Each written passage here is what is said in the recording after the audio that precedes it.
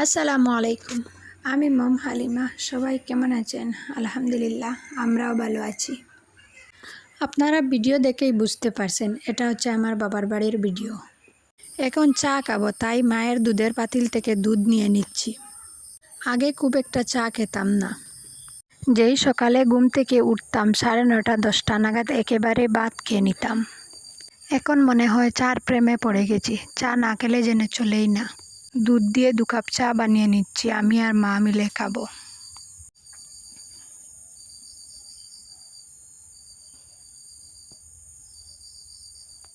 আমরা 3 বোন। আমি একটু ঘন ঘন বাপের বাড়ি আসি। আমার শ্বশুর বাড়ি থেকে বাপের বাড়ি খুব একটা দূরেও না। আগে তো ছিল 5 টাকা ভাড়া, আর এখন হয়েছে 10 টাকা ভাড়া। মায়ের যখন দরকার পড়ে আমাকে ডাকে আর আমিও চলে যাই। মা যখন আমাকে ডাকে যাওয়ার জন্য, তখন কেন জানি আমি না গিয়ে থাকতে পারি না। এটা হয়তো মা বাবার নিঃস্বার্থ ভালোবাসা। আর মা বাবার তুলনা তো কারোর সাথেই হয় না। আপনাদের সাথে কথা বলতে বলতে আমার চা বানানো হয়ে গেছে। 2 কাপ বানিয়েছি, কারণ ভাবি খুব একটা চা খান না।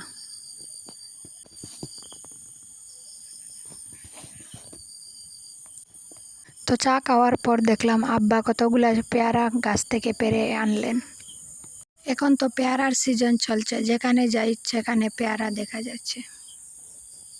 এই পেয়ারাগুলা খেতে খুবই মিষ্টি ছিল।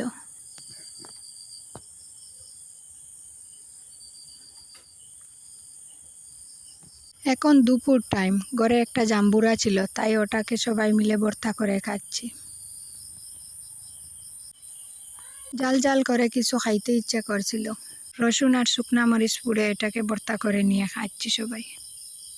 যে কোনো ভর্তা কলা পাতাতে নিয়ে খেলে আমার মনে হয় মজাটা একটু বেশি লাগে।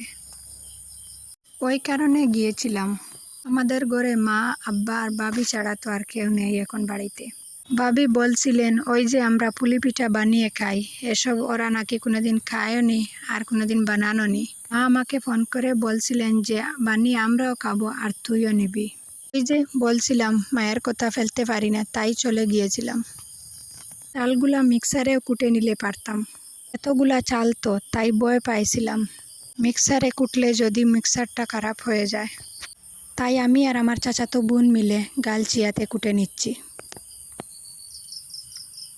সবগুলা চাল কুটা হয়ে গেছে, এখন বানানোর পালা। এখন বানিয়ে নিচ্ছি বাড়ির সবাই মিলে একসঙ্গে বসে।